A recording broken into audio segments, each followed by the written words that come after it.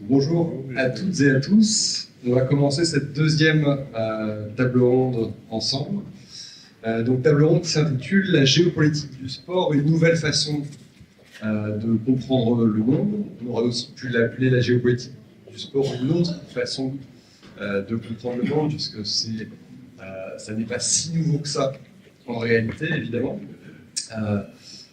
Alors, je voulais commencer, avant de présenter nos invités, par une citation assez connue, mais qui est importante, je crois. C'est la citation classique, mais efficace, de George Orwell, essayiste que vous connaissez toutes et tous, qui, en 1945, au lendemain donc, de la Seconde Guerre mondiale, avait écrit dans un article dans les médias britanniques, avait écrit cette phrase « Le sport, c'est la guerre sans les balles ».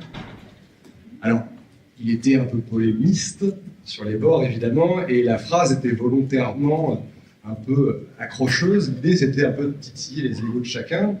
Mais derrière cette phrase, il y avait quand même quelque chose d'important, c'est que, évidemment, le sport, c'est plus que du sport. On l'a déjà vu lors de la première table ronde, un enjeu géoéconomique. Mais le sport, c'est aussi un instrument de puissance plurielle, qui est utilisé par de nombreux acteurs différents depuis, en fait, j'allais vous dire, depuis l'époque antique et les fameux jeux panhelléniques qui opposaient les différentes cités grecques entre elles, donc les jeux d'Olympie par exemple, on voyait Sparte, Olympie, etc., qui s'opposaient lors de compétitions durant lesquelles chaque cité cherchait à promouvoir sa supériorité sur les autres. Évidemment, les choses ont bien changé, et désormais, c'est encore plus le cas, puisque le sport ne touche pas uniquement les cités grecques, bien sûr, mais le sport touche le monde entier. Et aujourd'hui, le sport, c'est ce qu'on appelle un fait social total, c'est-à-dire qu'il touche tout le monde, qu'importe l'âge, le lieu, et surtout qu'on le veuille ou non. Ça, c'est assez important de l'avoir, évidemment, en tête. Et donc, deux statistiques avant qu'on commence réellement, mais qui sont importantes. On l'a vu, le sport, c'est 2% du PIB de la planète, donc c'est évidemment énorme. Mais le sport, c'est aussi des audiences. Et les Jeux Olympiques et Paralympiques, par exemple de Paris, ou les Coupes du Monde de football, réunissent, la plupart du temps, à minima la moitié de l'humanité. Donc on estime aujourd'hui qu'entre 4 et 5 milliards de téléspectateurs regardent ce qu'on appelle les méga-événements sportifs. Alors dans ce contexte-là, vous imaginez bien que ce fait social total qu'est le sport, il est utilisé par un certain nombre d'acteurs très différents, justement pour chercher à diffuser leur influence. Et c'est ça, finalement, la puissance. En réalité, diffuser son influence, ça peut prendre plein de formes différentes, évidemment, et on va le voir, le sport, justement, n'échappe pas du tout à la règle. Alors, comment, aujourd'hui, le sport est-il utilisé comme un instrument de puissance? Comment est-il utilisé par tout un tas d'acteurs, justement, pour diffuser l'influence d'un tel ou d'une telle? C'est ce qu'on va voir ensemble ce matin. Donc, pour répondre à ces questions, donc, à ma droite, nous avons la chance d'avoir Anne-Laure Bonnet, donc journaliste sportive et animatrice de télévision, donc présentatrice notamment de l'émission Sport, etc., pour ceux qui connaissent, sur Public Sénat. Encore plus à droite, nous avons donc Samuel sans mauvais nom, vraiment. N'y voyez pas, ça ne sera pas truqué, j'espère. Samuel Ducroquet, donc ambassadeur pour le sport, ministère de l'Europe et des Affaires étrangères, qu'on a notamment beaucoup vu, évidemment, dans le cadre des Jeux Olympiques et Paralympiques de Paris 2024. À ma gauche, donc, Carole Gomez, assistante diplômée en sociologie du sport à l'Institut des sciences du sport de l'Université de Lausanne. Et donc, tu écris une thèse qui, actuellement, justement, qui s'intitule notamment donc, Plus haut, plus vite, plus fort, plus sûr, point d'interrogation, comment les fédérations sportives internationales traitent des violences de genre dans leur sport et investissent le concept de safeguarding. On y reviendra peut-être tout à l'heure. Et enfin, à ma gauche à nouveau, donc Vincent, au centre-gauche, on peut dire ça, monsieur Vincent Si vous Roger, allez sur Google, vous allez être un peu déçu. délégué ministériel auprès donc, de Marie Barzac, la ministre des Sports, de la Jeunesse et de la Vie associative, et vous avez notamment été en charge de la grande cause nationale de Paris 2024. Alors, avant de rentrer peut-être dans le vif du sujet, un rapide tour de table pour savoir un peu ce que le sujet finalement évoque pour vous. Donc la géopolitique du sport, une nouvelle façon de comprendre le monde. Alors peut-être Carole, si tu veux bien commencer. Merci beaucoup. Bonjour à tous et à toutes. C'est un réel plaisir d'être ici, de participer à cet événement organisé par l'IRIS et par Neoma. Peut-être pour répondre à cette question, je ne citerai pas George Orwell, mais je citerai un autre grand penseur des relations internationales et de l'histoire contemporaine qui est Pierre Milza, qui, dès 1984, dans un article qu'il avait publié dans la revue internationale, un article dédié à la question du sport et des relations internationales, avait décrit justement ce qui ne disait pas encore son nom, la géopolitique du sport, mais il considérait le sport comme un phénomène de masse, étendu de nos jours à l'échelle de la planète, traversé par toutes les idéologies du siècle, indicateur de la puissance et du déclin des nations, tantôt révélateur, tantôt manipulateur du sentiment public, intégré aux stratégies offensives ou défensives des États, substitut la guerre et instrument de la diplomatie. Le sport est au cœur de la vie internationale. Et je trouve que cette citation, aussi riche soit-elle, nous donne plein d'opportunités pour ensuite tirer un certain nombre de fils qu'on définira à travers la diplomatie, à travers les grands événements sportifs internationaux, aussi la relation publique. Ça me semble une bonne façon de démarrer la question. Merci beaucoup. Monsieur Vincent Roger. Oui, bonjour à tous et à toutes.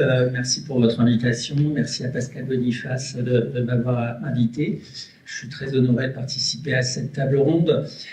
En vous écoutant, il y a trois éléments très rapides qui me viennent à l'esprit. Le premier, c'est que je vous invite, pour revenir sur votre citation de George Orwell, à écouter un podcast sur France Culture qui parle des jeux et qui dit les jeux, c'est la guerre autrement. Voilà, c'est une autre comparaison. Deuxièmement, je pense que le sport est un phénomène culturel mondial, avec à l'idée que le sport égale la culture. On y reviendra sans doute tout à l'heure, mais je crois que c'est un sujet central pour bien comprendre la place du sport dans le monde. Et le troisième élément, c'est que le sport nous permet, vous parlez de comprendre le monde, moi je dirais le sport nous permet de comprendre l'humain, parce qu'il n'y a pas plus humain que le sport. Beaucoup d'humains sont concernés. Par exemple, en France, c'est le premier secteur d'engagement des Français en termes d'associations, en termes de millions de bénévoles ou de millions de licenciés. Et c'est une compréhension de l'humain. Il faut avoir aussi une approche sociologique, psychologique de ce qu'apporte le sport à chacun d'entre nous. Merci beaucoup. Alors, Alors, j'ai beaucoup entendu parler de guerre. Moi, je parlerai plutôt de la paix qu'amène le sport. J'ai eu la chance de vivre dans 5 pays et c'était toujours un point commun. C'est toujours une façon d'échanger. Le sport crée des liens. Le sport bâtit des ponts entre toutes les nationalités. Où que vous soyez dans le monde, si vous êtes français, on va vous parler de Zinedine Zidane à une certaine époque, de Kylian Mbappé. Et dans tous les cas, le sport va permettre d'ouvrir la discussion. Donc moi, je considère plus le sport comme un outil de paix, même si certaines nations savent très bien se faire la guerre avec. Samuel.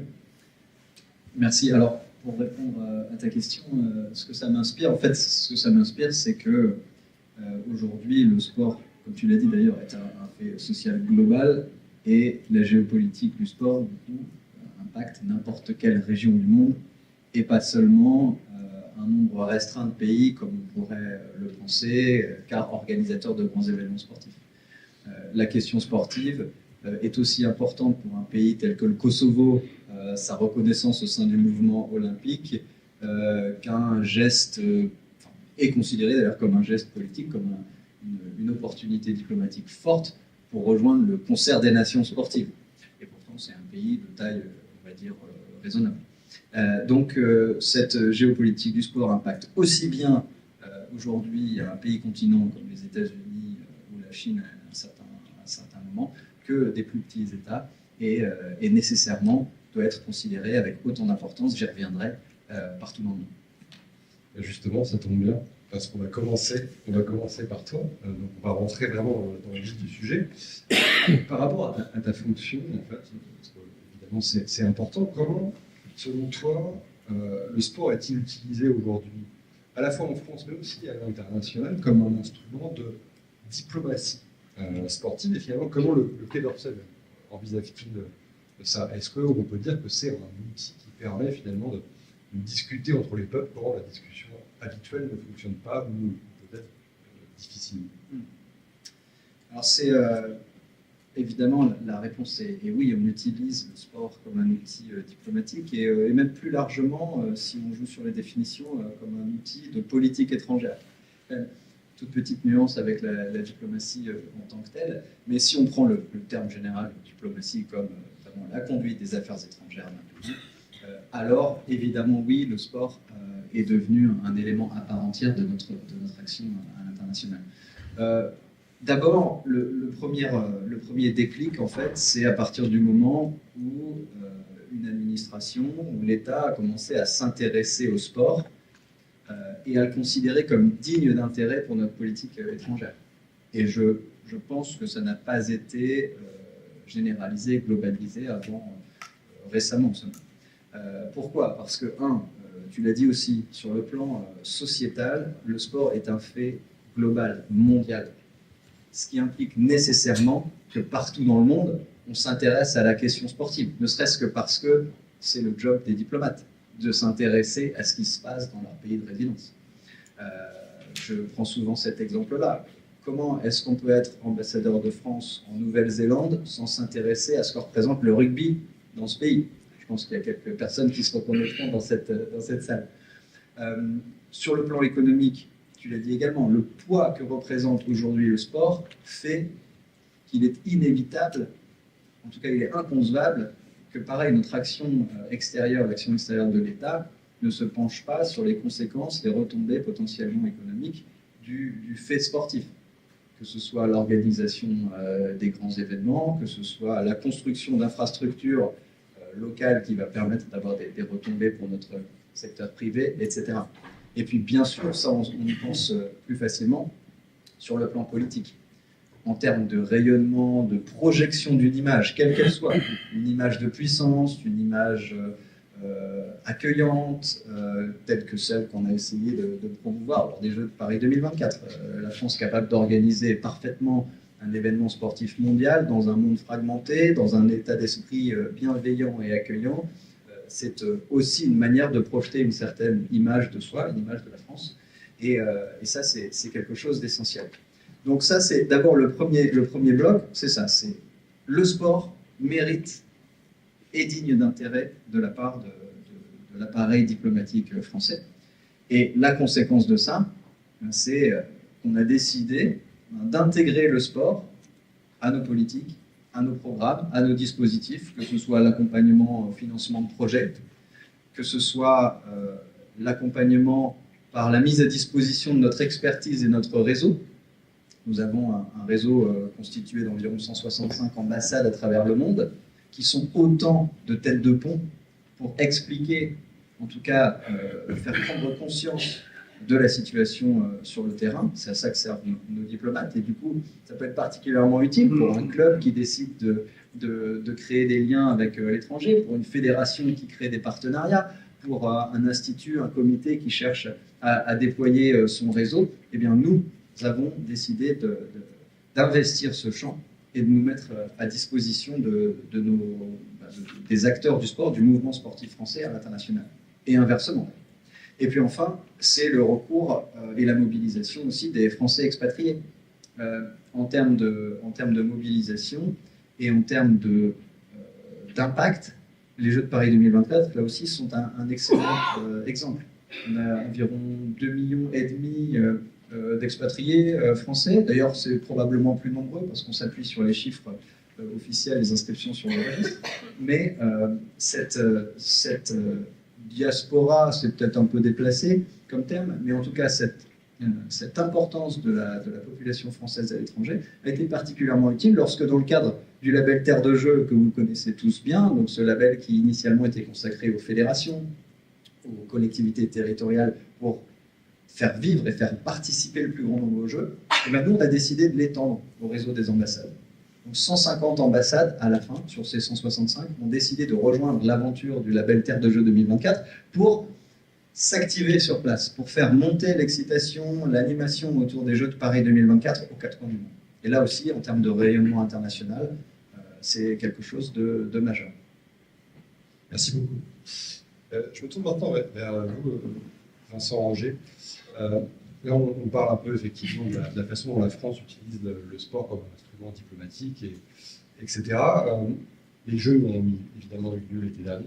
Et quand on a discuté ensemble pour préparer justement cette table ronde, vous m'aviez dit que vous aimeriez évoquer ce sujet-là, à savoir qu'est-ce qu'on fait finalement de ces Jeux alors qu'on est au lendemain. Est-ce que on ne serait pas finalement à l'autre de ce qu'on pourrait appeler une parenthèse enchantée, c'est-à-dire que finalement ça s'est bien passé, c'est un succès, mais quelle retombée par la suite, finalement pas grand-chose, ou est-ce qu'au contraire on pourrait utiliser justement cet événement pour finalement éviter l'effet rebond, à savoir justement le fait que finalement les retombées sont peu importantes, pour au contraire rebondir dessus et aller encore plus loin. On a eu raison de s'interroger sur ce sujet. Pour répondre sur l'idée de parenthèse enchantée, qui est quand même énormément reprise par les médias, par exemple, le bilan du monde fait par le journal du Monde, il y a 2 pages, parenthèse enchantée mais refermée, donc ça pose question.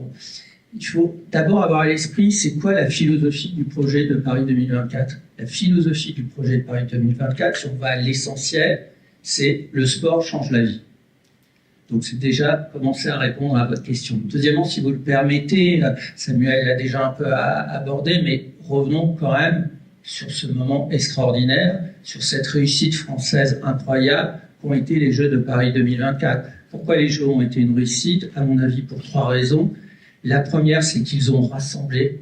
Il y a eu un travail extraordinaire du comité d'organisation et notamment de la direction de l'engagement. Samuel parlait du label Terre de Jeux. 90% des villes de plus de 20 000 habitants en France étaient labellisées Terre de Jeux, donc elles ont organisé beaucoup d'événements en lien avec les pouvoirs publics, en lien avec Paris 2024, le club Paris 2024 avec 5 millions d'abonnés, le relais de la Flappe qui a été extraordinaire, qui a été une traversée iconique du pays, la tournée des drapeaux. Et donc au moment où les Jeux se sont ouverts, le 26 juillet au soir, le pays était prêt, le pays était mobilisé dans toutes ses composantes. La deuxième chose, c'est que ces Jeux ont surpris, parce qu'ils ont eu pour thème principalement les Jeux de la première fois. Premier jeu paritaire de l'histoire, premier jeu dans le cadre des accords de Paris, premier jeu avec une charte sociale, premier jeu à faire une cérémonie hors stade, premier jeu à faire des carrés de supporters, etc., etc. Et donc ça a contribué fortement à la réussite des Jeux, parce que comme me l'avait dit un jour Thierry Roboul, qui était le directeur des cérémonies, si tu veux réussir, il faut surprendre. Je lui avais dit notamment, mais pourquoi tu fais pas la cérémonie d'ouverture sur les Champs-Élysées ? Il me dit, ah ben non, ça c'est pas possible, déjà pris, en référence au bicentenaire de la Révolution en 1989.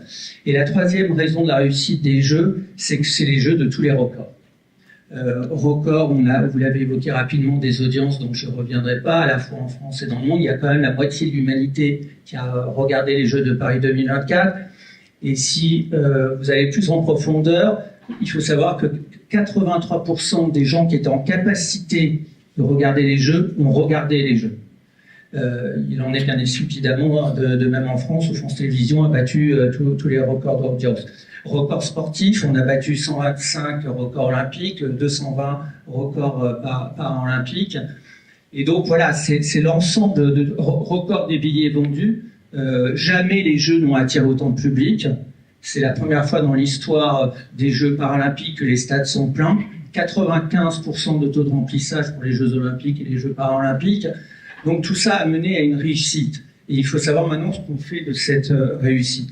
En plus, alors je ne me permettrai pas d'aller sur le terrain de Samuel, mais très rapidement, ça a quand même nourri le récit de la puissance française. Le fait que dans les Jeux, c'est un moment aussi soft power. De Gaulle disait, c'est le moment où on se compare aux autres. Le fait qu'on intègre le top 5 des nations sportives a eu beaucoup de sens. Au passage, alors que ça avait été très critiqué à l'époque, on est rentré, c'était un objectif fixé par le président de la République. Deuxièmement, on a accueilli le monde entier, on a mis la France au cœur du monde. Là aussi sous le contrôle de Samuel, mais jamais dans l'histoire des Jeux, autre record, on a accueilli autant de chefs d'État et de gouvernement. On a eu 99 chefs d'État et de gouvernement. Et enfin, ces Jeux, et c'est pour ça que ça doit être sur le long terme, ont montré le savoir-faire français, une sorte de génie français dans tous les domaines. Bien évidemment, nos forces de l'ordre, qui ont été exceptionnelles, dans les airs, sous terre, enfin sous la Seine, en mer, partout, en matière de cybersécurité aussi. Et donc, il y a eu un travail extraordinaire. Mais je vais peut-être vous surprendre, parce que j'ai trouvé le plus extraordinaire, c'est les agents de la RATP.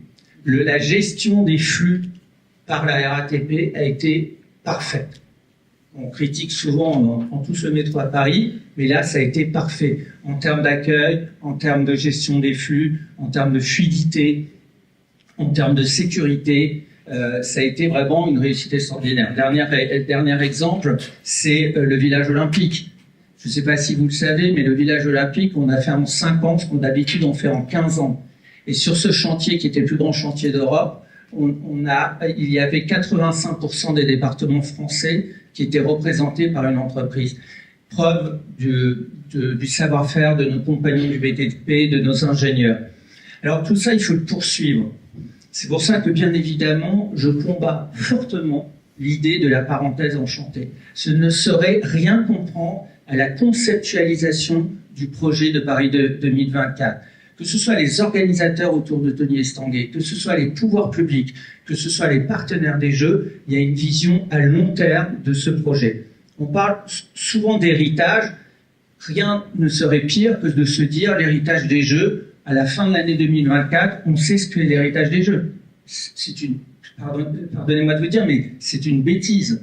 L'héritage des Jeux, on pourra le calculer dans 5 ans, dans 10 ans, quant à la place du sport dans nos politiques de santé, quant à la place du sport dans notre système éducatif, quant au nombre de sportifs réguliers, est-ce qu'on sera en augmentation par rapport au chiffre actuel qui est de 65%? C'est ça l'héritage des Jeux, c'est ce qu'on appelle l'héritage immatériel des Jeux.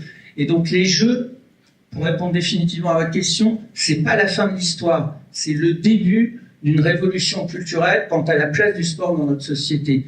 C'est l'idée de porter une vision du sport à 360 degrés. Et pour y arriver, pour gagner cette révolution culturelle, il me semble qu'il y a plusieurs choses à mettre en place. La première, c'est de considérer, c'est ce que je vous disais en introduction, que le sport est l'égal de la culture parce qu'il en est une expression. Car comme la culture, le sport génère des émotions, porte des valeurs et rassemble les citoyens. La deuxième, c'est de mettre le sport au cœur du projet éducatif. On y reviendra sans doute tout à l'heure sur les politiques publiques, mais il ne peut pas y avoir de nation sportive si le sport n'est pas au cœur du projet éducatif de la nation. La troisième chose, c'est qu'il faut en finir avec un héritage cartésien prégnant qui fait que nos élites intellectuelles depuis des siècles dissocient le corps et l'esprit et qu'il est enfin, me semble-t-il, nécessaire de donner raison à Pierre de Coubertin qui en 1896 expliquait qu'il faut réconcilier 2 anciens divorcés que sont le corps et le muscle. Et enfin, la dernière chose, et je sais qu'on y reviendra, c'est de mettre le sport au cœur des politiques publiques, convaincus que nous sommes que le sport est un outil en matière d'insertion, en matière d'attractivité du territoire, en matière d'environnement, en matière de santé et bien évidemment en matière d'éducation. Pour conclure définitivement, il y a du boulot. Merci. Carole, je me tourne vers toi maintenant. Là, on a vu effectivement la géopolitique du sport à l'échelle plutôt locale et à l'échelle française. Mais évidemment, la géopolitique, c'est aussi une affaire de rivalité entre différents acteurs étatiques notamment, mais pas uniquement. En ce moment, l'actualité de la géopolitique du sport est plutôt riche, c'est le moins qu'on puisse dire, avec l'arrivée de Donald Trump au pouvoir qui, on le sait, durant sa présidence, va accueillir 2 méga événements sportifs, la Coupe du Monde de football 2026, les Jeux Olympiques et Paralympiques d'été de Los Angeles 2028. On le sait, on a eu une élection au CIO, on a eu Kirsty Coventry, une femme, c'est important, avoir été élue justement à la tête de cette institution sportive, peut-être la plus puissante de la planète avec la FIFA. On a évidemment tout un tas d'événements géopolitiques qui continuent, la guerre en Ukraine, Gaza, etc. etc. Bref, quel regard, toi, en tant que chercheuse, tu portes justement sur cette géopolitique du sport et sur les conséquences que les relations internationales peuvent avoir en fait sur le monde du sport actuel? Vaste question, je sais. Alors, c'est bien, ça travaille mon esprit de synthèse.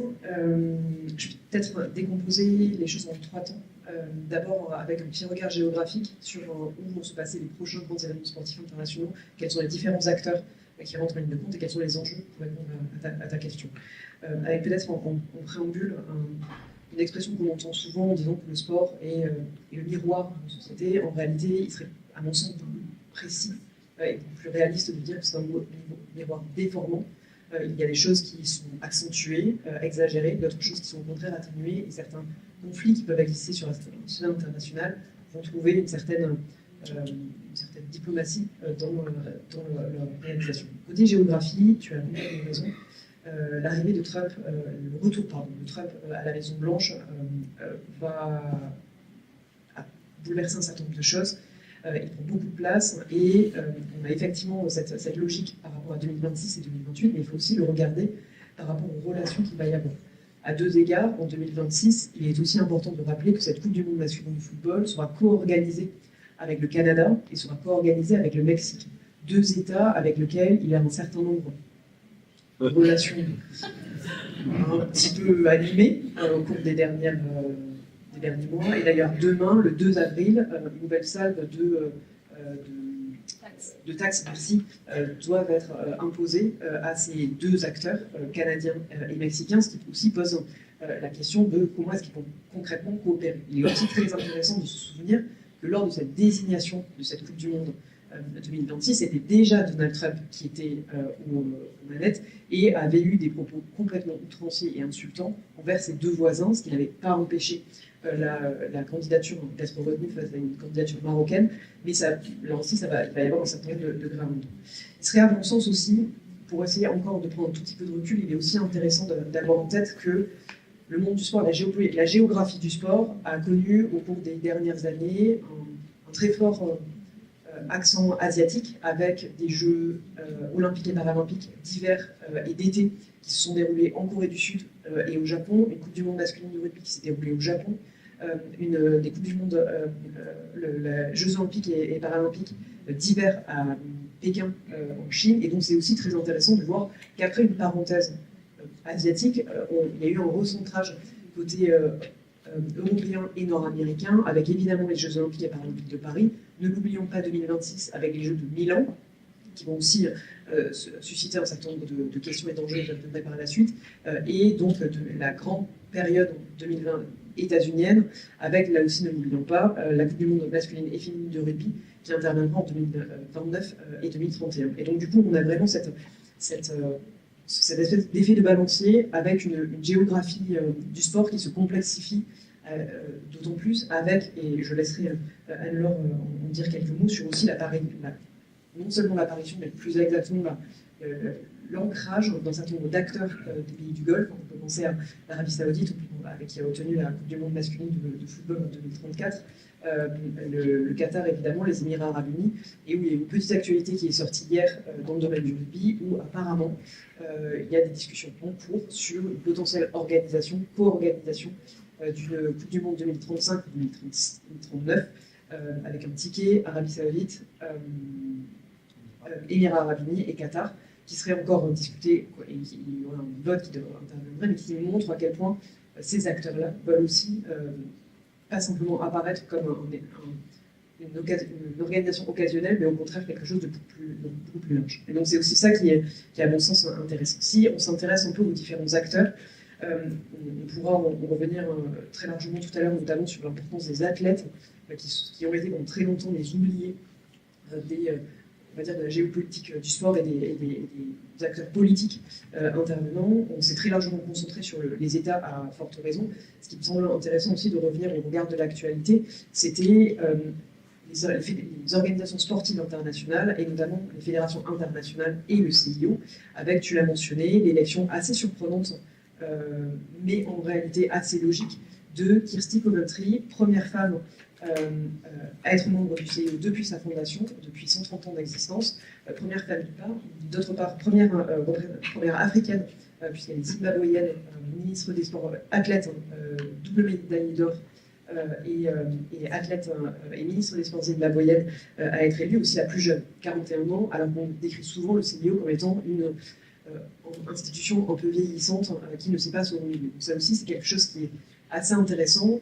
Et là aussi, pour ceux qui auraient tendance à la considérer, on l'a souvent vu dépeinte comme étant la protégée de Thomas Bach, avec ce côté peut-être un peu paternaliste de l'analyse. Ce qui est aussi intéressant, c'est de voir à quel point, depuis 20 ans, depuis 15 ans, elle s'est très largement investie dans toutes les organisations liées au sport. On peut penser à l'Agence mondiale antidopage. Elle avait pris des responsabilités au sein du CIO, en étant dans la commission des athlètes, au sein de l'executive board, qui est vraiment le bateau amiral du CIO pour un certain nombre de décisions. Elle faisait partie de l'organisation des Jeux de Tokyo, avec tous les complications qu'on a pu connaître avec la question notamment du report.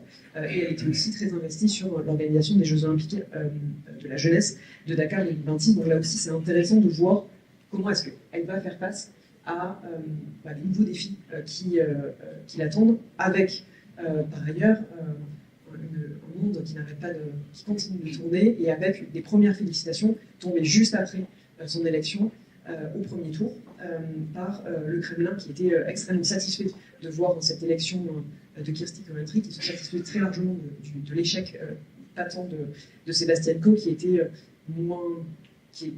perçu comme moins favorable au retour de la Russie sur la scène internationale. Ce qui me mène aux différents enjeux, et je terminerai par là.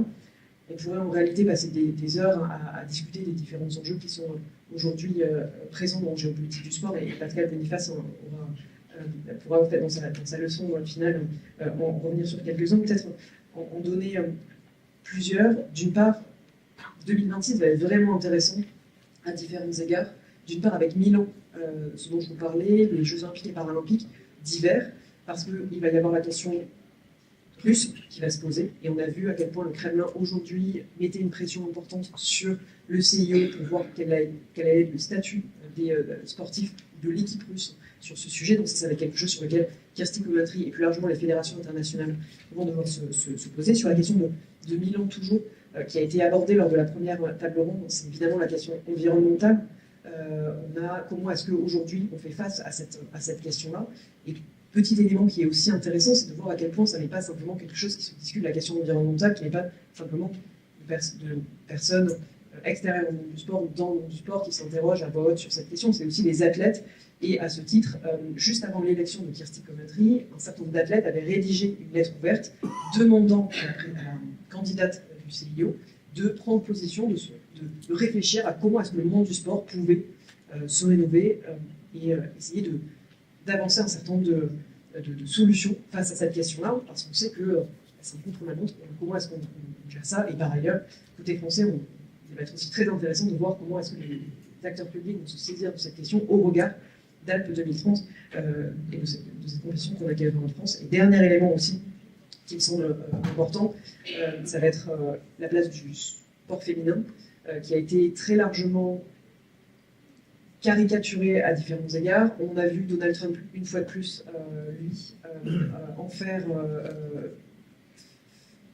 un argument de campagne, cette protection du sport féminin, mais à travers un prisme qui était la question des athlètes transgenres lors des Jeux Olympiques et Paralympiques de 2028. Et donc c'était aussi un message à adresser au CIO sur ce sujet, en repartant sur une très mauvaise analyse de la situation, mais ça on pourra en revenir très largement par la suite. Et dernière chose, et promis après j'arrête, ce qui est aussi à mon sens intéressant, c'est aussi de voir comment est-ce que cette crise de multilatéralisme qu'on peut voir à l'échelle internationale se retrouve aussi très largement dans le monde du sport, avec des acteurs de plus en plus nombreux, aux intérêts de plus en plus divergents, et avec des acteurs aussi qui peut-être prennent un pas de côté face à ce qu'est la géopolitique de façon générale. Et il y a une question qui m'interroge depuis quelques années désormais, c'est qu'on avait vu une très forte, très large montée en puissance de la Chine au cours des dernières années, avec l'accueil de grands événements sportifs internationaux, avec un intérêt très marqué pour le football par exemple, et avec un plan qui avait été développé par Xi Jinping à partir de 2015-2016, avec cette volonté de faire un plan en 3 étapes, 2020, 2030, 2050, pour potentiellement organiser la Coupe du Monde masculine et féminine de football et potentiellement remporter cette Coupe du Monde. Aujourd'hui, il est assez étonnant de voir qu'elle est relativement discrète par rapport à notre sujet, et on pourra très largement l'échec des C'était très bien. Merci beaucoup, Carole. Je me tourne maintenant vers toi, Anna. En fait, la géopolitique du sport, on le voit, c'est aussi l'évolution, effectivement, suit aussi l'évolution des relations internationales. On a vu longtemps les pays occidentaux sur le devant de la scène, notamment tout au long du XXe siècle. On voit depuis les années 90 qu'il y a une mutation et on voit un certain nombre de pays non occidentaux arriver sur le devant de la scène sportive. Et effectivement, parmi ces pays non occidentaux, on peut penser aux pays du Golfe, par exemple, et dans une certaine mesure aussi à certains pays du continent africain, je pense notamment à l'Afrique du Sud et au Maroc. Et je me demandais quel était ton regard justement sur cette évolution et les perspectives qu'on pourrait y entrevoir. Alors, je vais rester dans l'effet balancier de Carole. Si on prend une planisphère occidentaux-centrée, parce que c'est comme ça qu'on a l'habitude de la voir, moi je vais me placer au milieu, parce qu'effectivement, il y a eu le balancier qui est parti de l'Asie avec le Japon et la Chine. On est allé vers les pays américains. Et là, à partir de 2026, on va s'arrêter sur le centre. On va commencer, je parle de 2026 parce que je pense aux Jeux Olympiques de la jeunesse qui vont avoir lieu au Sénégal. C'est la première fois que les Jeux Olympiques auront lieu sur le continent africain. Certes, c'est les Jeux Olympiques de la jeunesse, mais quand même. Et puis on enchaînera avec 2030 et cette candidature qui a été acceptée par la FIFA de ce trio Maroc, Espagne, Portugal. Alors c'est en fait 6 pays qui vont participer à cette Coupe du Monde pour une raison très simple, encore une fois une question de balancier. Il y a des équilibres qui exigent que c'est fixé la FIFA de passer d'un continent à l'autre. Alors évidemment, après les États-Unis 2026, on avait pu penser qu'il y aurait l'Amérique du Sud, puisque c'est le centenaire de la création de la Coupe du Monde qui avait eu lieu en Amérique du Sud. Donc on a dit, l'Amérique du Sud, on va leur donner 3 matchs, 3 pays, Uruguay, Paraguay, Argentine. Comme ça, on a coché la case de l'Amérique du Sud. Il faudrait quand même cocher la case de l'Europe, parce que depuis 2018 et la Russie, la Coupe du Monde n'est pas venue en Europe, donc on va garder cette candidature Espagne-Portugal, mais comme on aimerait bien quand même se dépêcher de retourner vers l'Asie, on va rajouter un pays africain. Alors au début, il avait été question que l'Ukraine s'associe à l'Espagne et au Portugal pour cette Coupe du Monde 2030, mais finalement on va proposer au Maroc, parce que comme ça on coche la case de l'Afrique. Le Maroc, on a profité pour demander à la FIFA, d'accord, on va l'organiser, on le fera avec l'Espagne et le Portugal, mais quand on va communiquer, on communiquera avec la carte du Maroc qui inclut le Sahara occidental. La FIFA a dit oui, bien sûr, donc cette candidature a été acceptée, ce qui était absolument parfait pour la succession des continents, parce que comme ça, 2034, on pouvait retourner en Asie, et en Asie, on ne reparle pas du Japon ou de la Chine, on parle de l'Arabie Saoudite. C'était l'objectif de Gianni Infantino et de Mohamed Ben Salman, MBS, ça va aller plus vite.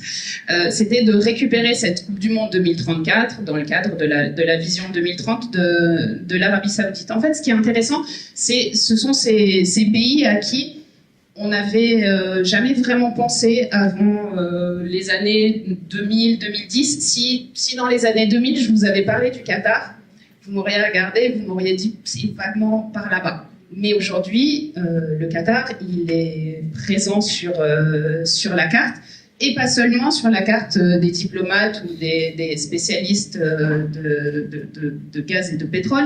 Tout le monde sait à peu près placer le Qatar sur la carte. Ça leur a coûté très très cher, cette organisation de la Coupe du Monde, mais ça avait un sens pour eux. Et ils ont été les premiers. Ils ont eu une façon de faire qui était la leur. C'était un tout petit pays. Ce n'est pas un pays de football. Aujourd'hui, si vous allez dans un stade au Qatar, vous allez vous sentir très très seul. C'est une des différences avec les pays qui arrivent. Je pense au pays africain, le Maroc, qui va être un vrai pays de football. Mais en tout cas, on voit que après, le Qatar a réveillé quelque chose, a réveillé une envie. Alors le Qatar n'a pas réveillé une envie au Maroc, puisque les candidatures se sont succédées. Elles ont été nombreuses et infructueuses jusqu'à celle de 2030. Mais en tout cas, ce sont des acteurs nouveaux. Si on pense à l'Afrique, le Maroc se considère et se revendique comme un pays profondément africain. C'est une volonté du roi. Et ils ont en ce sens cette envie d'utiliser cette Coupe du Monde 2030 comme nous sommes le fer de lance de l'Afrique, nous sommes le fer de lance du Maghreb, et ça passe par la Coupe du Monde avec tous les enjeux, évidemment, les enjeux de rayonnement, j'ai parlé du Sahara occidental, les enjeux de développement, les enjeux d'investissement étrangers dans le pays. Les nouveaux trains vont être fabriqués à La Rochelle, c'est par Alstom, d'autres vont venir de la Corée du Sud. Donc c'est vraiment c'est un enjeu qui est global pour ces pays qui veulent attirer, au-delà d'un tourisme sportif évident, qui veulent attirer et créer une nouvelle image. Alors, l'Arabie Saoudite, vous allez me dire, c'est du sport washing. Sans doute, mais l'Arabie Saoudite, ça va être le premier pays à organiser seul une Coupe du Monde à 48. Une Coupe du Monde à 48, ça veut dire 104 matchs à organiser. C'est un défi. C'est formidable de se lancer dans ce genre de défi. Il va falloir être à la hauteur maintenant. Alors, vous allez me dire, oui, ils ont les moyens financiers. Mais ce n'est pas seulement une question de moyens financiers. Il va falloir être à la hauteur en termes d'infrastructures. Ça, elles vont être construites. Mais il y a aussi une attente du public. Évidemment, la première question qui va se poser, c'est la question des droits humains. Elle s'est posée au Qatar. Elle a été plus que soulignée. Et le Qatar n'a pas souhaité vraiment se défendre. Je crains que l'Arabie Saoudite ait une vision un tout petit peu différente, parce que eux, ils se sont engagés dans une utilisation du sport pour effectivement, entre guillemets, nettoyer leur image, et en même temps pour accompagner l'évolution du pays. Et c'est ce que je trouve intéressant dans cette Coupe du Monde de 2034. Je rappelle que 65% de la population saoudienne a moins de 30 ans. Donc c'est aussi pour cette population-là qu'on utilise le sport, qu'on utilise la Coupe du Monde. Alors on a parlé tout à l'heure des Jeux asiatiques d'hiver qui allaient avoir lieu en Arabie Saoudite. Évidemment, qu'est-ce que ça pose comme question? On a parlé des droits humains, ça pose la question de l'environnement. Encore une fois, l'Arabie Saoudite est engagée dans un... Vous allez me dire greenwashing, mais dans un processus de passer au post-hydrocarbures. Donc eux aussi, ils se posent cette question, qu'est-ce qu'on va faire après? Donc vous verrez des fermes photovoltaïques à peu près partout qui naissent en Arabie Saoudite. C'est aussi la question... En fait, ils sont en train de traiter tous les sujets sur lesquels on va les interroger, sur lesquels on va remettre en question leur légitimité. On parlera tout à l'heure plus largement du sport féminin. L'équipe nationale de football d'Arabie Saoudite a été créée, enfin a commencé à évoluer en 2022, autant vous dire que c'est pas très vieux. On a beaucoup parlé de questions de guerre. Je pense qu'aller avec la Coupe du Monde, ça a changé les choses. Ça a changé les choses au Qatar. Si la Coupe du Monde n'avait pas eu lieu au Qatar, je pense qu'il n'y aurait jamais eu l'ouverture d'un bureau de l'Organisation mondiale du travail. C'est aussi la partie positive. J'essaie toujours de voir le positif. Tout à l'heure, on parlait du pessimisme des Français. J'essaie de m'éloigner de cette ligne-là. C'est une façon d'aller dans le pays. On ne peut pas encore, évidemment, voir toutes les conséquences de la Coupe du Monde pour le Qatar. Je ne suis pas certaine que la population en ait largement profité. Ces organisations de compétition internationale, elles profitent plus au privé. Elles profitent plus généralement au rayonnement du pays. Pas toujours très précisément aux populations, mais avec l'utilisation du football pour les femmes, j'ai bon espoir. Tant pour le Maroc que pour l'Arabie Saoudite. Merci beaucoup. Alors, il nous reste assez peu de temps, finalement, pour faire un dernier tour de table avant de passer aux questions. Donc, juste, je vous demanderai de faire des réponses de 3 minutes, si c'est possible. Je sais que c'est pas simple, mais on essaie de faire comme ça. Samuel, toute cette discussion évoque un autre sujet, la question notamment de l'image de la France à l'étranger et de sa dégradation dans certaines régions, parfois, et je pense notamment à l'Afrique de l'Ouest, où on voit depuis quelques années maintenant que la France est en difficulté, d'un point de vue géopolitique, géostratégique, économique, etc. Et on dit souvent que le soft power peut servir à améliorer l'image d'un pays quelque part. Et donc, est-ce que le sport peut-il être envisagé aujourd'hui comme un instrument pour créer des liens dans des zones de conflit, ou en tout cas des zones où la France est en difficulté d'un point de vue diplomatique, par exemple. Ce qui est sûr, c'est que nous, on n'utilise pas le sport comme un outil de poursuivre la guerre par d'autres moyens, sans les balles, etc. Sinon, je serais pas rattaché à ce ministère-là. Donc, on essaie vraiment d'en faire un outil de rapprochement et de décliner par le sport notre logique partenariale. Alors, ça peut paraître un petit peu jargon de diplomate, mais l'idée étant de s'inscrire dans un nouveau schéma de coopération qui vise en fait à attirer des coopérations gagnant-gagnant et non plus l'imposition d'un modèle vis-à-vis d'un autre pays ou d'une région. Donc cette logique partenariale par le sport, comment elle s'illustre? L'accompagnement à la préparation des grands événements sportifs internationaux. Anne-Laure a mentionné à très juste titre tout à l'heure les Jeux Olympiques de la jeunesse au Sénégal en 2026. On s'est engagé depuis 2019 maintenant, initialement avec Paris 2024, puis on a continué avec le Quai d'Orsay, et d'ailleurs l'ensemble du mouvement sportif et beaucoup d'institutions ici représentées, sur l'accompagnement à la préparation, à la livraison de l'événement, mais aussi à toutes les dynamiques positives que ça pouvait créer, en termes de rapprochement entre la Fédération française de badminton, française et sénégalaise, entre les collectivités territoriales françaises et les collectivités sénégalaises, entre certains de nos instituts, de nos comités, de l'Agence nationale du sport, etc. Bon, bref, les grands événements sportifs internationaux, les utiliser comme un outil de rapprochement. Donc là, la compétition internationale, elle existe certes quand on est en phase de candidature, mais quand on est en phase de livraison, les opportunités sont réelles. Et on est en train aujourd'hui, sur la Pré Paris 2024, de développer ces partenariats avec tout un tas d'autres pays pour essayer de partager notre savoir-faire, notre expertise, dans une logique de rapprochement. Cette logique de rapprochement, c'est un deuxième exemple.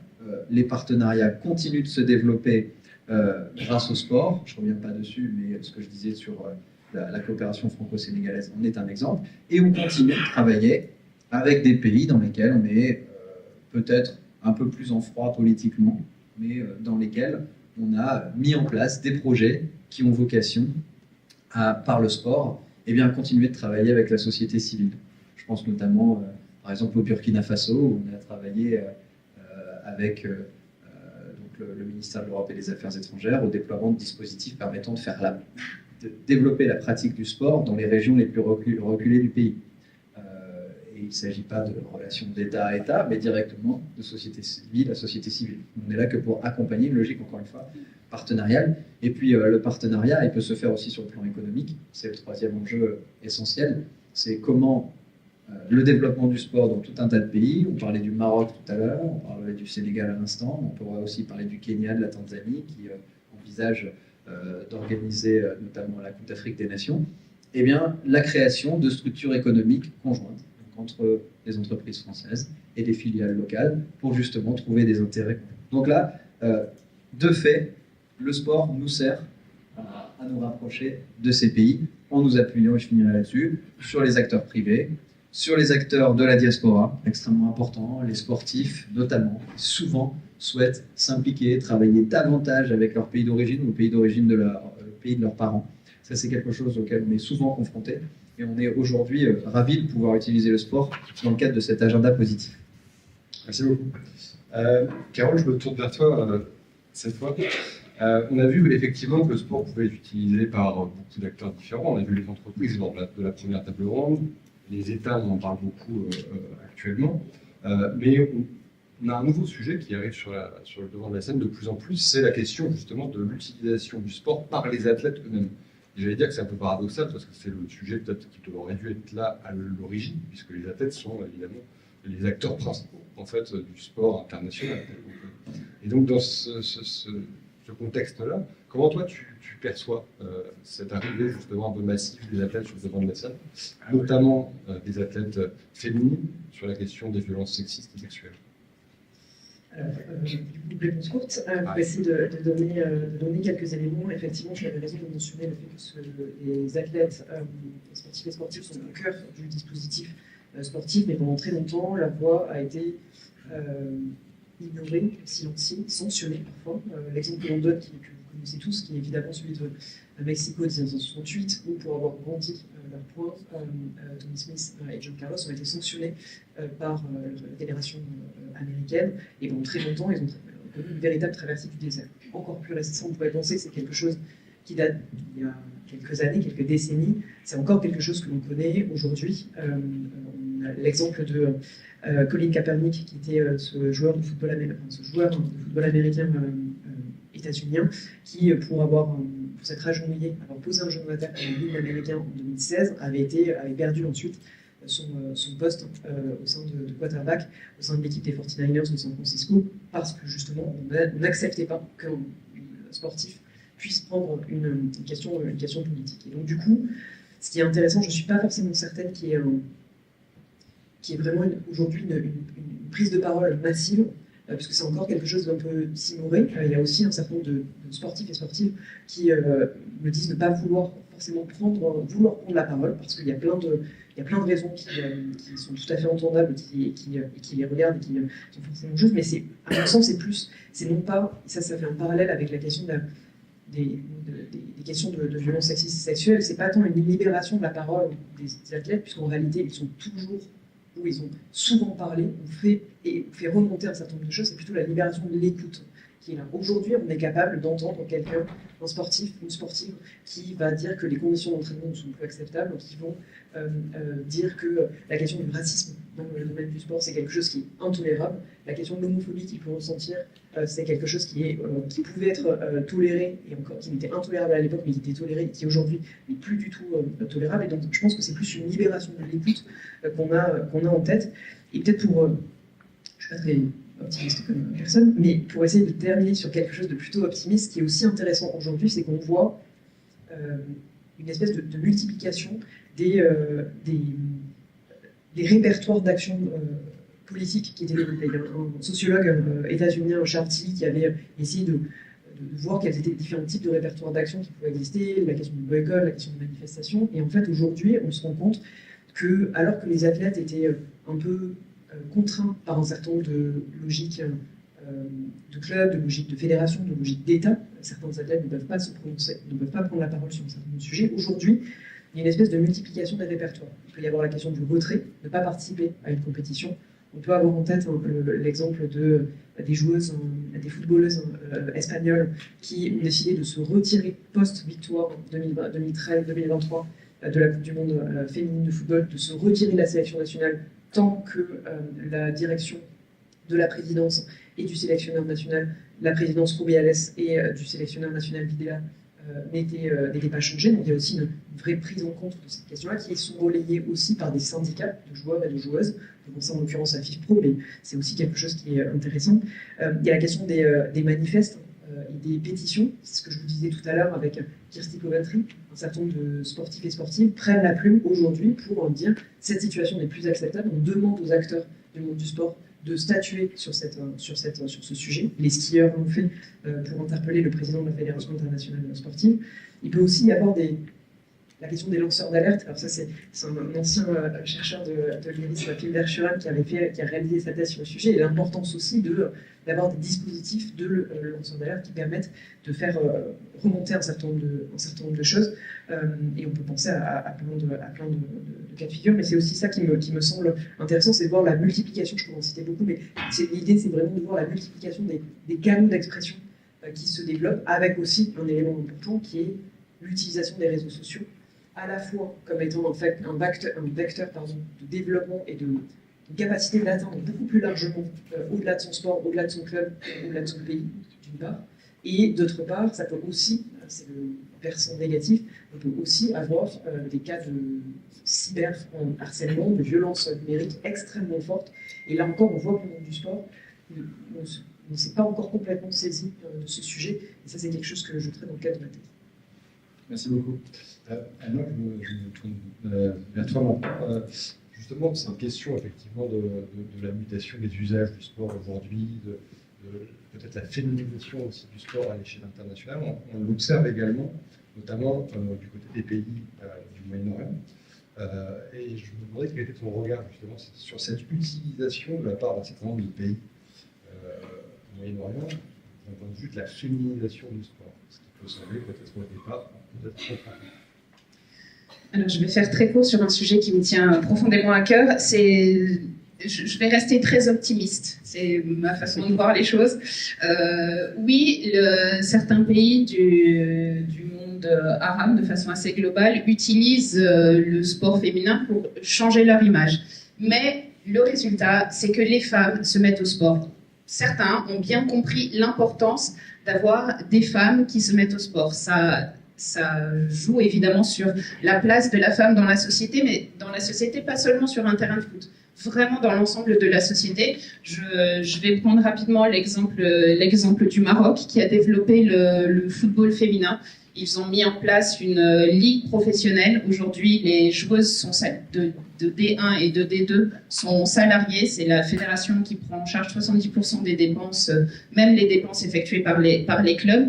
Et ça change quelque part la place de la femme sportive dans la société, puisque la femme sportive ramène de l'argent à la maison, et par le prisme de l'argent, le fait sportif devient acceptable dans les familles, là où culturellement, dans des villages plus petits, évidemment pas dans les capitales, là où culturellement, c'était pas acceptable. Et on peut voir aussi, j'essaye de faire le plus rapidement possible, une autre utilisation du sport féminin.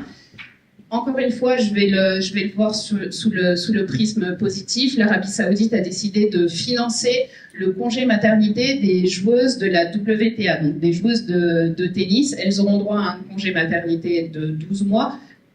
Et quand bien même, j'essaie de le dire de façon avec des guillemets, et quand bien même ce n'est pas une grossesse naturelle, donc j'essaie de le dire comme ça pour souligner combien dans l'esprit des Saoudiens, ça doit pas être très facile de financer ce genre de choses. Mais au final, les joueuses de tennis professionnelles qui veulent s'arrêter quelques mois pour avoir un enfant vont enfin pouvoir le faire. Jusqu'à présent, elles n'avaient pas la possibilité. Alors, j'entends très bien le commentaire « l'argent vient d'Arabie Saoudite », mais je pense surtout à ces athlètes qui vont pouvoir enfin profiter d'un congé de maternité auquel elles auraient dû avoir droit depuis bien longtemps. En France, il y a beaucoup de fédérations qui le font, elles ne le font pas encore toutes. Donc c'est aussi cette façon de... Alors certes, c'est l'utilisation du sport féminin, mais le sport féminin, mais ça passe aussi par là. Il va falloir utiliser tous les moyens pour pouvoir amener de plus en plus de femmes au sport, de plus en plus de femmes au sport de haut niveau, mais aussi au sport du quotidien. Et le fait de les voir représentées dans les médias, le fait de savoir que c'est possible d'avoir une équipe de foot, c'est important. Avant le début de la guerre à Gaza, il y avait 19 équipes de foot féminin. Je vais terminer là-dessus.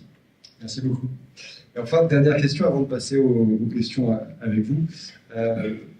Monsieur Vincent Ranger, on sait que le sport, c'est un enjeu géopolitique à l'échelle globale, mais c'est aussi un enjeu géopolitique à l'échelle nationale. Donc on va revenir justement en France. Et donc selon vous, en fait, comment le sport devrait-il être utilisé à l'échelle française comme un outil de politique publique? Bon, d'abord, si vous me le permettez, parce que là, je vais réaliser un rêve de jeunesse. Tout à l'heure, je vous disais que les faits de société, que le sport est un fait culturel, que le sport pouvait créer des émotions. Et quand je vois Alain Giresse, j'ai beaucoup d'émotions. Ça me rappelle toute ma jeunesse. Je vous remercie avec la bande à Platoche, tout ce que vous avez fait pour notre génération, comme Pascal Boniface. Pascal Boniface, moi je dors plus depuis le 8 juillet 1982. Alors pour ceux qui n'ont pas la ref, je laisse Pascal vous expliquer qu'un match de foot peut être une tragédie racinienne. Et donc j'en reviens à votre question, mais j'ai pas pu m'empêcher. Je me permets 2 questions pour répondre à votre question. La première, savez-vous le pays où on est le plus heureux? Finlande, bonne réponse. Deuxième question, savez-vous le premier pays qui a mis en place la généralisation des 30 minutes d'activité physique et sportive pour les élèves du premier degré? La Finlande. Ah ben c'est bizarre. Et donc tout est dit, si vous voulez. Alors comme on m'a dit de faire court, c'est que ces pays, et il se trouve que sur le podium, vous avez la Finlande, le Danemark et la Suède. Nous, on est 33e et l'Afghanistan est dernier, 147e. Ces 3 pays ont compris une chose. Ils ont mis le sport au cœur des politiques publiques parce qu'ils savent les bienfaits du sport. Et c'est ça qu'on doit mettre, d'ailleurs c'est valable pour la France, beaucoup de choses ont déjà été faites, hein, et les Jeux ont créé cette dynamique, la Grande Cause nationale 2024 y a contribué en organisant plus de 3000 événements à travers le territoire, mais c'est d'avoir tous conscience, à commencer par les pouvoirs publics, que le sport a de nombreux bienfaits. Le sport, c'est important pour l'estime de soi, pour la confiance en soi, pour créer du lien social, pour notre santé, pour notre éducation. Alors oui, il faut mettre le sport au cœur des politiques publiques. Oui, il faut mettre le sport au cœur du pacte républicain parce que les conséquences seront nombreuses, positives. Il faut être optimiste. En matière d'éducation, par exemple, il est prouvé que le taux de concentration des élèves est meilleur quand ils font du sport que quand ils n'en font pas. Donc les résultats scolaires suivent. En matière de santé, je ne vais pas vous donner tous les chiffres, mais en gros, toutes les études prouvent depuis les années 50 que la pratique de l'activité physique et sportive est bénéfique pour lutter contre le cancer, pour lutter contre Alzheimer, pour lutter contre les AVC, pour lutter contre l'obésité, pour lutter contre le diabète de type 2.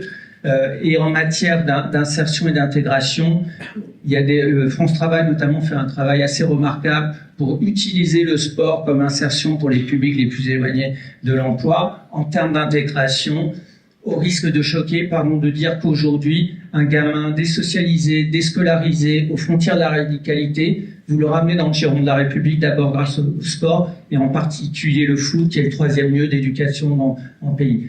Et enfin, je terminerai par un sujet qui est un fléau mondial dont on n'a pas assez conscience, c'est la sédentarité. C'est un enjeu du siècle. Je vous donne des chiffres, c'est pas pour être pessimiste, hein, mais pour qu'on soit tous conscients de la réalité. 95% de la population adulte en France est en position de fragilité sanitaire du fait d'une trop grande sédentarité. 80% de nos adolescents sont en dessous des seuils recommandés par l'OMS en termes d'activité physique et sportive, c'est-à-dire au moins une heure par jour. Et nos adolescents ont perdu 1 minute aux 800 mètres en 40 ans. Donc il est urgent d'agir. Je pense qu'il faut agir aussi, Samuel, je parle sous ton contrôle, mais dans les instances internationales, au sein de l'Union européenne, au sein de l'OMS, il y a déjà des programmes qui se mettent en place sur ces sujets, mais sans doute il faut aller plus loin. Au sein de l'UNESCO aussi, qui fait beaucoup de choses pour développer la pratique sportive.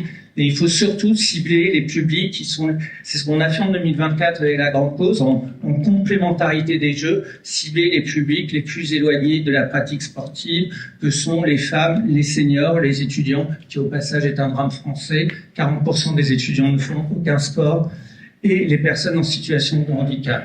Donc un dernier petit conseil, faites 30 minutes d'activité physique et sportive par jour. C'est simple, ça fait du bien et ça peut tout changer. Merci beaucoup.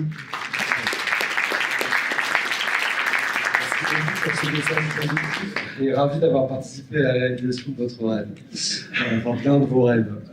On va passer aux questions. On a 3 minutes, donc peut-être 3 questions, 2. Qui souhaite prendre la parole? Je vois là-bas, monsieur ici. Bonjour, Guy Citruc, président du JSF Île-de-France. La Coupe d'Europe, la première du nom, a beaucoup fait pour la construction de l'Europe. Au début des années 70, il y a eu le rapprochement des États-Unis avec la Chine grâce au tennis de table. Il y a également eu, c'était moins spectaculaire, mais un rapprochement entre le Canada et l'URSS grâce au hockey sur glace. Qu'est-ce qui pourrait, demain, être un fait aussi fort, une organisation d'une Coupe du Monde par Israël et ses voisins?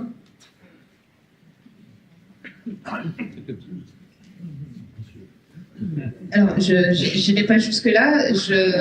L'organisation de la Coupe du Monde 2030, Espagne, Portugal, Maroc, et l'association entre des pays qui ont beaucoup de questions, notamment sur les flux migratoires. Est-ce que par le sport, ils vont pouvoir échanger? En tout cas, c'est des pays qui échangent encore plus du fait de l'organisation de cette Coupe du Monde 2030. Voilà, je ne vais pas jusqu'à aussi loin que vous le souhaitiez, mais... Alors, très bonne question, même si je pense qu'il est aussi important d'avoir en tête que, et ça c'est aussi un propos qui a été très largement développé, le sport a permis, les exemples que vous donniez, on peut les multiplier, mais le sport a permis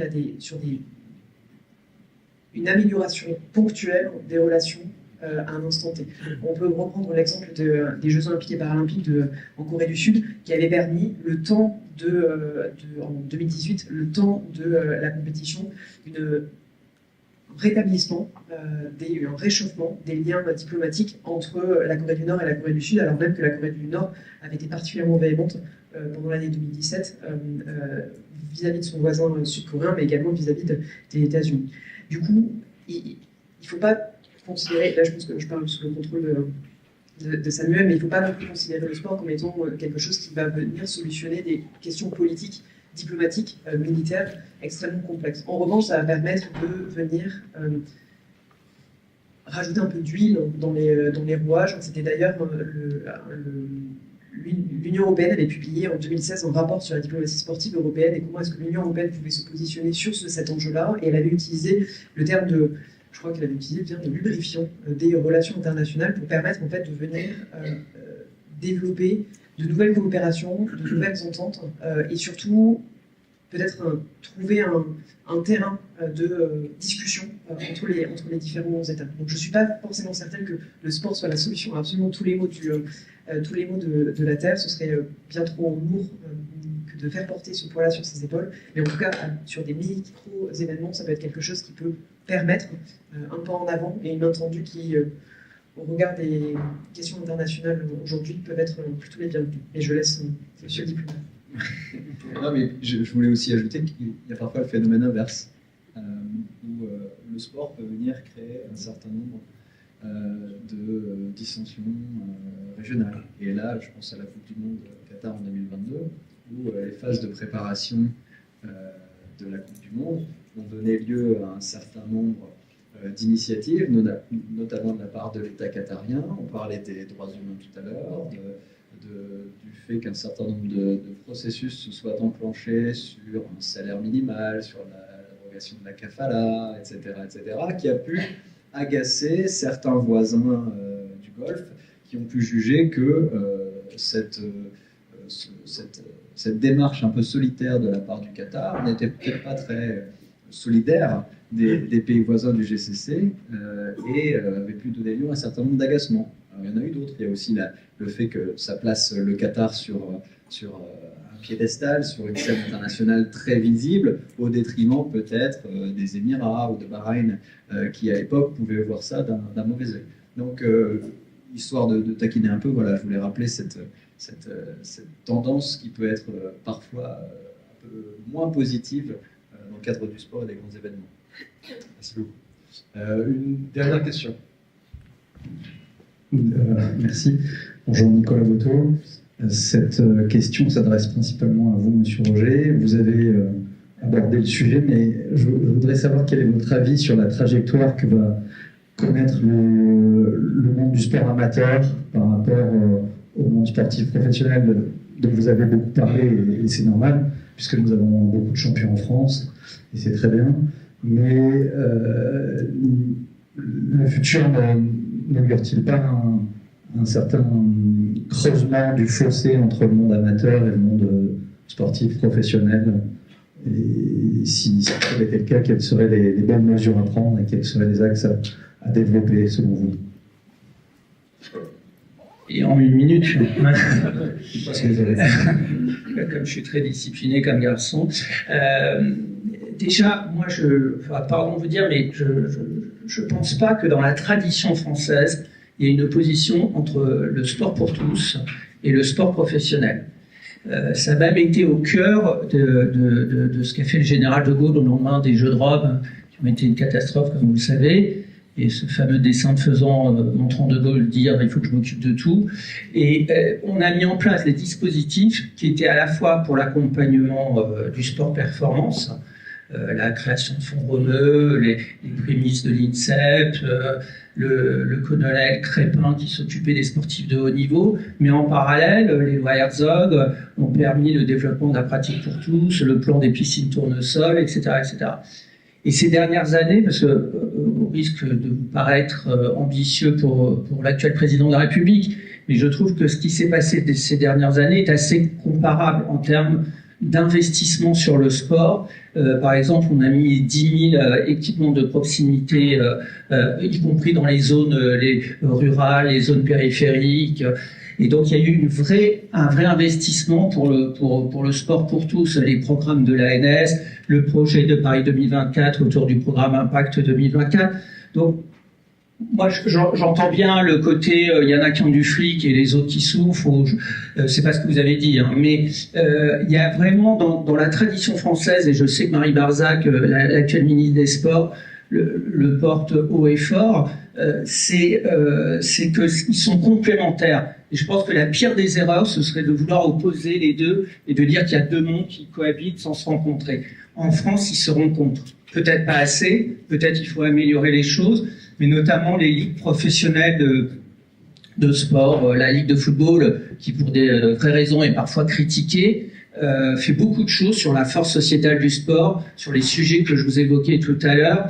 Donc moi, pour aller dans la tendance, dans votre tendance, je suis plutôt optimiste sur le fait que sport pro et sport professionnel cohabitent de manière intelligente et que bien sûr le ministère est là pour donner des impulsions, comme il a fait par exemple sur le passeport pour les enfants issus de milieux défavorisés ou en situation de handicap, comme on l'a fait, comme je vous le disais tout à l'heure, sur les plans d'équipement de proximité, comme on l'a fait aussi avec le GIP, les entreprises s'engagent avec les clubs inclusifs pour faciliter la pratique sportive des personnes en situation de handicap.